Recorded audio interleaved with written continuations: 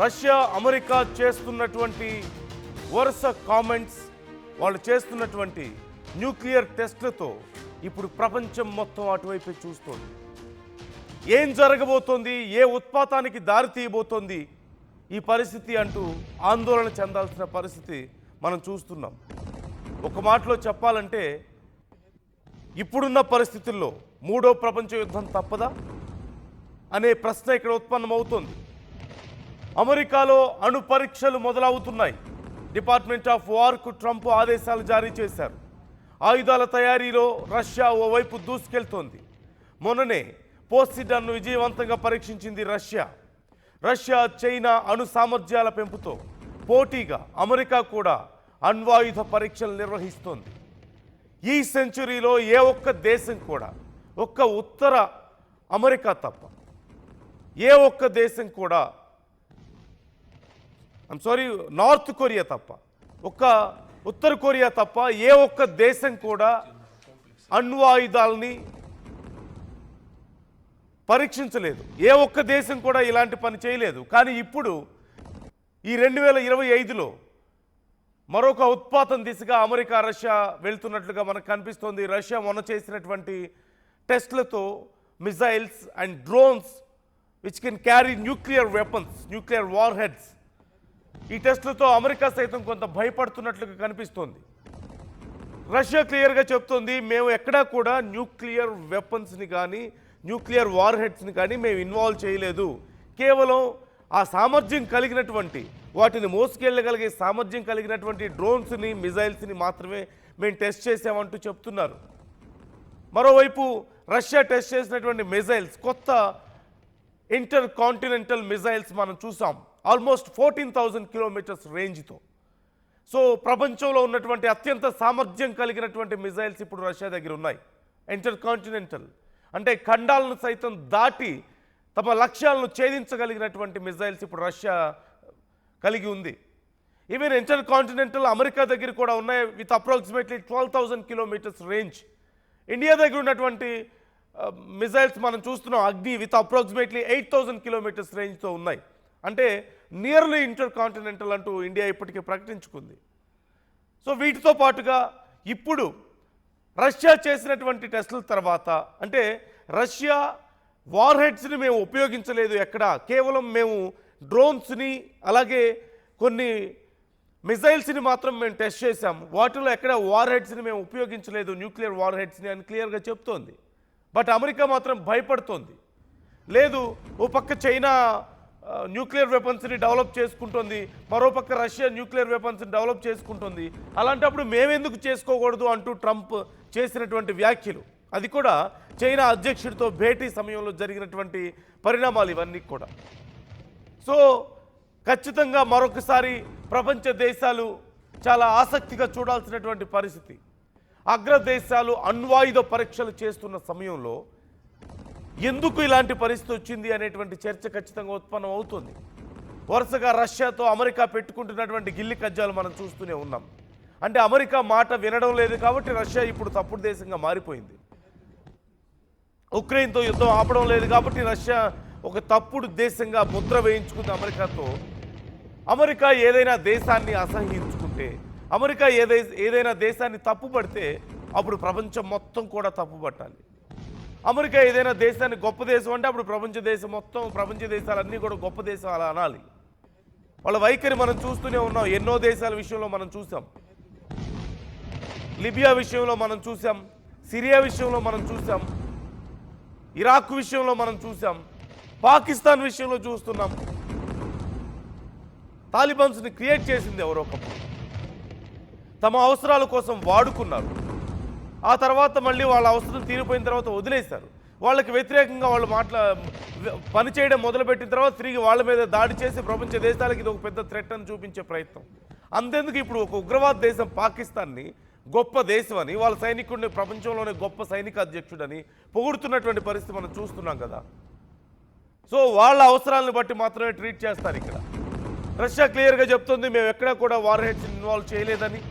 కానీ అమెరికా మాత్రం తమ భయంతో, అతి జాగ్రత్తతో, అత్యుత్సాహంతో ఇప్పుడు న్యూక్లియర్ టెస్ట్లకు రెడీ అవుతున్నటువంటి పరిస్థితి కనిపిస్తోంది. ఇది ప్రపంచ దేశాలను భయపెడుతున్నటువంటి సందర్భాన్ని మనం చూస్తున్నాం. 1990 తర్వాత రష్యా న్యూక్లియర్ వెపన్స్ టెస్ట్ ఇంతవరకు చేయలేదు. మరోవైపు ఈ సెంచురీలో ఇంతవరకు ఎవ్వరూ కూడా న్యూక్లియర్ టెస్ట్ చేయలేదు. ఒక్క నార్త్ కొరియా తప్ప. నార్త్ కొరియా మాత్రమే ఆ ఎక్స్ప్లోజన్ చేసింది. రీసెంట్గా మనం చూసాం. ఇక ఏ ప్రపంచ దేశం కూడా గత 25 ఏళ్లుగా ఒక్క టెస్ట్ కూడా జరగలేదు 25th సెంచురీలో. కానీ ఇప్పుడు మాత్రం అమెరికా మొదలు పెడుతోంది. ఏంటి? రష్యా అనే ఒక సాకుని చూపించి రష్యా న్యూక్లియర్ టెస్ట్ చేసింది అనడానికి అమెరికా దగ్గర ఏ విధమైనటువంటి ఆధారం లేదు. వాళ్ళు కేవలం వాటిని మోసుకెళ్ళగలిగేటువంటి మిజైల్స్ని, డ్రోన్స్ని మాత్రమే తయారు చేశామని చెప్తున్నారు. మరోవైపు అసలు ఏ దేశం దగ్గర ఎన్ని న్యూక్లియర్ వార్ హెడ్స్ ఉన్నాయి, ప్రస్తుతం ఎవరి క్యాపబిలిటీస్ ఏంటి అనేది మనం మాట్లాడుకునే ముందు ఒక్కసారి రష్యా న్యూక్లియర్ టెస్టులు చేస్తుంది అంటూ అమెరికా చేస్తున్నటువంటి వాదనకి రష్యా ఏం సమాధానం చెప్తుంది, పుతిన్ ఏం సమాధానం చెప్తున్నారో ఒకసారి చూద్దాం.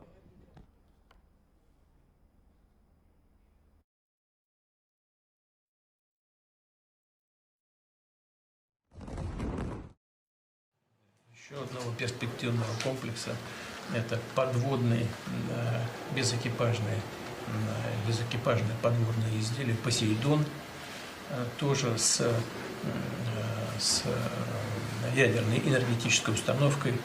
Нам впервые удалось не только стартовым двигателем запустить его с подводной лодки-носителя, но и запустить атомную энергетическую установку, на которой этот аппарат прошел определенное количество времени.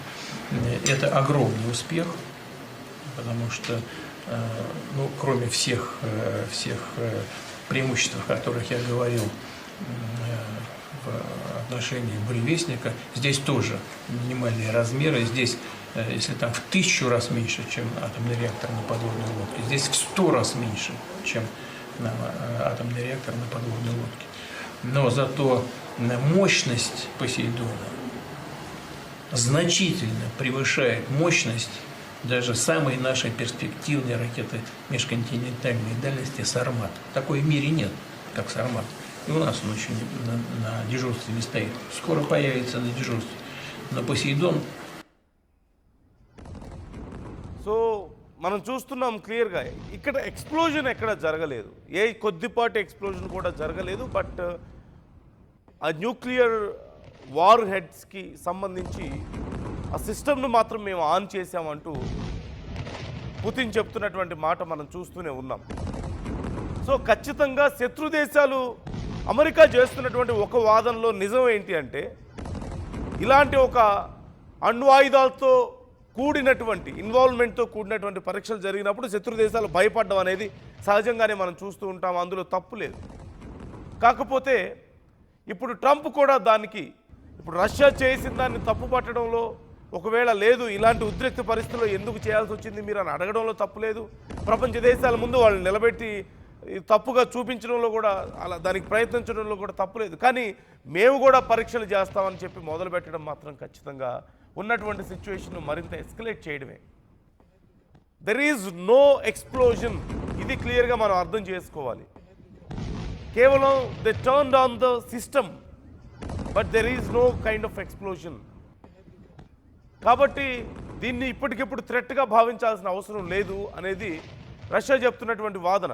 అంటే న్యూక్లియర్ వెపన్స్ని మోసుకెళ్ళగలిగేటువంటి సామర్థ్యం ఉన్నటువంటి డ్రోన్స్ని, మిజైల్స్ని పరీక్షిస్తున్నప్పుడు వాటికి మేము అటాచ్ చేయకపోతే వాటికి ఆ క్యాపబిలిటీ ఉందో లేదో మేము ఎలా తెలుసుకోగలుగుతాం, వాటిని చెక్ చేసుకోవాలి కదా అనేది రష్యా చేస్తున్నటువంటి వాదన.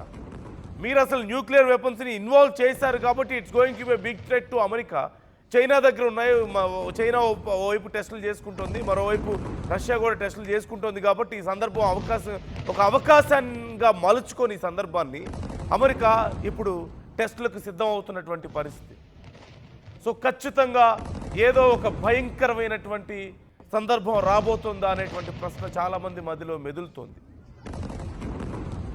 ఇప్పుడున్నటువంటి పరిస్థితుల్లో నిజంగా అగ్రదేశాలు ఈ టెస్ట్లను కనుక మొదలుపెట్టి ఒకరినొకరు ప్రొవోక్ చేసుకుంటే ఏ కొద్దిపాటి దుందుడుకు తనం చూసినా సరే, ఏదైనా ఒక దేశం ప్రదర్శించినా సరే